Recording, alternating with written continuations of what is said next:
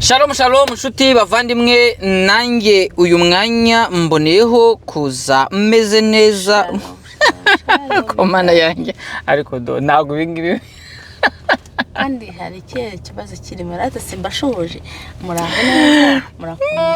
Shalom shalom. Yes, ashimwe cyane. Uyu munsi bamaye lift mwayibonye, mbega ibintu biryoshye sha burya kuba boss biraryoshye. Okay, ndabasuhuje mu Kanyatsi kandi mbifurije amahoro y'Imana. Uyu ni wa muhungu w'Abanyarwanda, umuhungu w'Imana n'umuryango wa Ado Vibes. Mu minota mikeya turavuze ngo reka tubwire abantu ko twaramutse, kandi nabo tubabaze ngo mwaramutse mute. Mwabonye twaka azuba karimo kuva, we mana yanjye ibintu bimeze neza cyane. Uramutse uharebye wavuga uti pe ikirere cyagize cyasetse kimeze neza.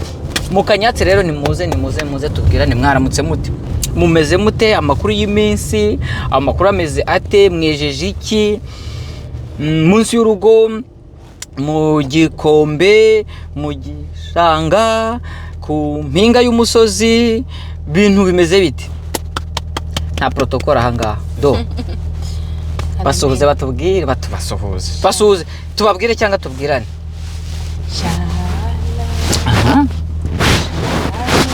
Reka kwicara twaho ukuntu biryoshye. Amahoro kubari hafi. Reka turirimbe nanjye ngufasha. Shalom Shalom, amahoro kubari kure. Shalom shalom. Amen. Zacu shalom bavandimwe. Shalom abanyamuryango bacu. Aha, ibintu rero byo kuvuga umuntu atwaye burya bisaba ubundi buhanga. Urumva harimo akantu? Iyere no kureba aho gutyo wongera ukareba. So turabashuje ariko uzi ko twatangiye ari njye ndi shoferi wawe, birangira nawe ubaye shoferi. Turabashuje cyane turabahobeye cyane, turabakunze n'ukuri, kwa kundi tujya kuza n'ukuri tukaza. Unyibukije ka chorus, ndamukanya yacu bene data, amahoro y'Imana nabe muri mwe. Indamukanyo yacu bene data, amahoro y'Imana nabe, amahoro y'Imana nabe muri mwe, amahoro y'Imana nabe muri, imbaraga z'Imana zibe muri mwe, amahoro y'Imana nabe muri, urukundo rw'Imana rube muri mwe, amahoro y'Imana nabe muri, amahoro y'Imana nabe muri mwe, amahoro y'Imana nabe muri, indamukanyo yacu bene data, amahoro y'Imana nabe muri mwe. Wow.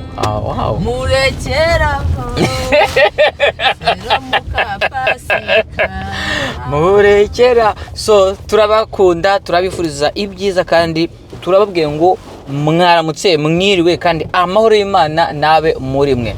Icyo ngicyo cyonyine kirahagije kuba tubyutse bikemera, kuko ikirere cy'ejo si cyo cy'uyu munsi, kandi burya umunsi ku wundi haba hari abantu barimo kugenda, ariko twebwe turiho. Niyo mpamvu tuje ahangaha turavuga ngo muryango bantu bacu ba Ado Vibes, turashimira Imana yuko duhari kandi nawe utwumva, tunihanganisha abagize ibyago bintu byinshi bitandukanye. Hari ibyo upanga ntibigende, hari abakira ibisubizo bitari byiza, aho bari bategereje umugati, aho bari bategereje ifunguro ry'umunsi, aho bari bategereje akazi se, aho bari bategereje se ijambo rya yego, ukajya kumva haje hoya. Ewe manda we, mukomere mwese, turabakomeje. Nguko uko isi yubatse, ni yego cyangwa se oya, ni byiza cyangwa bibi, ni amahoro cyangwa se ni amahane, cyane ko ndetse n'intambara, no kuvuga ngo amahoro cyangwa amahane.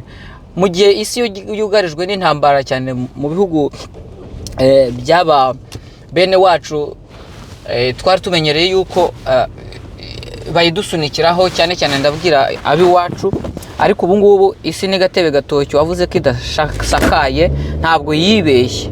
Iki gihe rero iyo bigiye gutya, iyo bimeze gutya, ntabwo bigera ku bo biriho gusa, ahubwo bifata ku isi yose, cyane ko biri hagati y'ibi harya ni ibifi binini, ibifi binini kandi ari byo biba byarihaye ubuyobozi cyangwa se bifite uruhare runini. Ariko icyo nashaka kuvuga ni iki, ndakomeje imiryango yose kuko niba essence izamutse biba bigize ingaruka ku muryango, niba ibiciro ku masoko bizamutse biba bifite ingaruka ku muryango. Ariko twebwe nk'umuryango ntabwo tuzabura gukomezanya. So ushobora wenda kuba utabizi wowe wibereye bitewe n'aho uri, utabasha kumva amakuru, ariko nuko tugira ngo tubwire imiryango yacu, inshuti abavandimwe, yuko isi iri mu ntambara. Iri mu ntambara cyane cyane hagati y'ibihugu bikomeye. Ngire ngo wenda ntijya gutangaza hari umuntu ubyumvisha bwa mbere akavuga ati se ibyo ni ibiki. Ngire ngo hagati ya Amerika ifatanyije na Israel bateye Iraq. Iki gihe ubu Iraq nayo Amerika na Israel bishe umuyobozi wabo mukuru. Nabo rero ni abantu bafite mu mitwe itoroshye kandi baharanira icyo batekereje cyose n'imbaraga zabo zose, ku buryo ibintu byinshi birimo kwangirika mu buryo bw'ubukungu, mu buryo butandukanye. So icyo ngiye rero nshinzwe ahangaha ni ukubwira abantu bakurikira Ado Vibes ngo ntihakagire ikidutera ubwoba. Umubyeyi umwe yaravuze ngo ndandambara yandera ubwoba. Rumva, nta ntambara ikwiye kudutera ubwoba. Intambara iteye ubwoba, ariko abantu tubereho gukomezanya tubwirana ngo ntitugire ubwoba. Icyambere kwiye kudutera kutagira ubwoba ni iki? Nuko twebwe imitima yacu n'imibiri yacu nta ruhare ifite mu bibazo biba bituri hafi. Icyo nicyo cyambere. Hanyuma ikindi, ukizera yuko Imana ariyo ibasha kurinda umuntu mu byago no mu makuba. Kubyuka ukagenda bukira ukaza ukabona ugarutse amahoro, nuko hari Imana iba yaturinze, hari Imana iba yakurinze. So ibyo byose rero ijambo ry'Imana rivuga ngo nimubona ibyo byose bigize gute, biri gusohora ngo muzagere gute, muzararame murebe mu ijuru, ko gutabarwa kwanyu niho kuzajya guturuka. So ndabakomeje ngo ibi ntibibageraho, intambara ntizibageraho nk'izo ngizo. Mukomere, mwibuke yuko turi umuryango, tubwiranye amagambo ahumuriza, tugomba gukomera, ntucike intege. Ujye mu kabande wihingira imyumbati yawe. Harya mu kabande bahinga imyumbati waya? Ntabwo mu kabande bahinga imyumbati. Mu kabande uhingiye ibishyimbo, amateke, ku musozi utera imyumbati, hanyuma ubundi munsi y'urugo akarima muryango. Umuntu wa Ado Vibes ufite munsi y'urugo udafiteyo akarima ko munsi y'urugo, rwose gira vuba, kuko niba rusanzwe uzihaha ku isoko, mu minsi imbere umuntu waziranguraga i Buganda akazizana mu Rwanda, essence zaba yazamutse, irimo of course yarangije no kuzamuka, ariko twizeye ko Imana ishobora guhindura ibintu bitari byakomera. Ariko no mu gihe bikomeye tugomba guhagarara dushikamye. Ndashaka kuvuga ko ijambo rivuga ngo ugomba guhagarara ufite umutima ukwemeza yuko no mu bihe by'amage, mu bihe by'amakuba uzabaho. Urumva, mu bihe by'amage, mu gihe by'amakuba nabwo uzabaho. Nari muze rero uko intambara nyine zituma ibintu bizamuka, ibyo biciro, ibyo twaguraga biturutse kure, essence bayiyongereye, ibyo byose bigenda bifata ku kwiyongera ku biciro.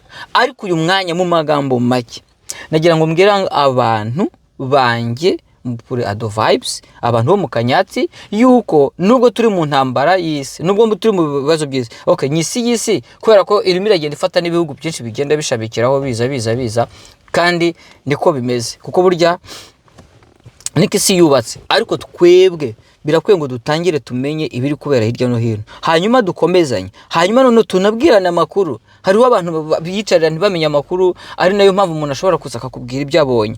Ariko tubwirane amakuru ariko adacana intege, ahubwo iyo kugira ngo tumenyekanishe ko ibibazo bimeze, ariko tunahanana imbaraga z'ukuntu tubasha kubyihanganishanyamo kandi tugakomera, kuko ejo ni heza buzacya, bucyana yandi magorwa ntiwihebe. So uyu muntu nawe nta makuru aba yifitiye, ubu ngubu wasanga amakuru y'intambara ariho ayumvisha. Ariko intambara irahari, ariko ntiduteye ubwoba, ahubwo twebwe mu Kanyatsi twimereye dute. Izo ntambara ko ziyatangire ku mabombe y'ihejuru, twebwe mu rugo nta ntambara zo mu ngo zihari. Ariko tuje gukomezanya uyu munsi nanone, nk'uko umurwayi bamwandikira ibinini cyangwa imiti, doze ya buri munsi, natwe uyu munsi ibe doze yo kuvuga ngo amahoro ibyishimo n'umunezero bihore biri ku mutima wawe. Amen. Ndagira ngo nifurize imiryango yose numva nureba aka video ukumva aya magambo, ni amagambo yongera kwibutsa yuko buri munsi ijambo ry'Imana ritubwira yuko Imana iwufitiye ibyawe. Nkuko hari ibibazo by'umunsi bya buri munsi, ni nako Imana itegura ibisubizo by'uwo munsi. Intambara y'umunsi haba hari n'intwaro yo kurwanya iyo ntambara ya buri munsi. Turi hagati y'intambara ebyiri, isi, ikibi n'icyiza. Ngire ngo urwo birumvikana. Mu yandi magambo ni Satani n'Imana. Ariko abantu bigiraho ingaruka ni abarwana, ariko buri ruhande ruba rufite icyo rwishigikirijeho. Twebwe rero abantu bo mu kanyatsi, twebwe abantu bakuri Ado Vibes, twebwe abantu b'abanyarwanda, abarundi, bene wacu, ndetse n'abantu bumva ibyo tuvuga, uruhande rwacu rukwiye kuba urwo kwikomeza ku Mana. Ariko twebwe iwacu ni mu ijuru. Iwacu ni mu ijuru, niho dutegereje ko umukiza azava. Amen. Tukiri aha ku isi rero, ni umuryango, ni amahoro.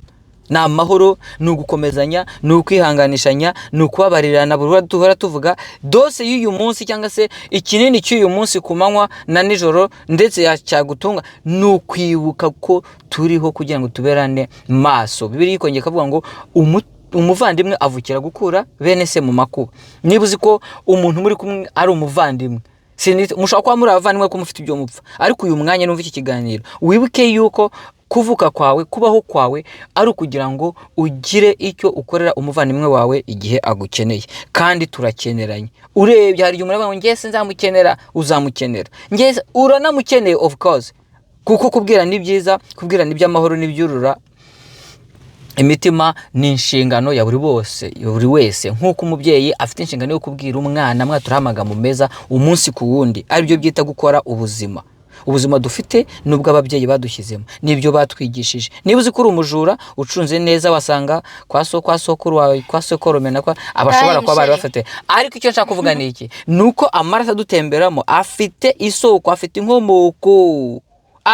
inkomoko, amaraso yawe niba ari meza ubwo ni umugisha, ariko niba ari mabi subira inyuma urebe inkomoko. Ariko haracyariho ibyiringiro. Niyo mpamvu Ado Vibes yaziye igihe kugira ngo turimbure umuzi mubi, turimbure karande, turimbure ibibi muri aya magambo meza yo gukomezanya, yo kubwiranya, kubabarirana no gusubira inyuma tukaganira kugira ngo turebe ikibi n'icyiza, hanyuma duhane amaboko. Imana y'amahoro, Imana y'amahoro ibaho umugisha. Umwanya mutoya tubahaye amahoro, ubumwe, amahoro, ubumwe n'amajyambere biva ku Mana.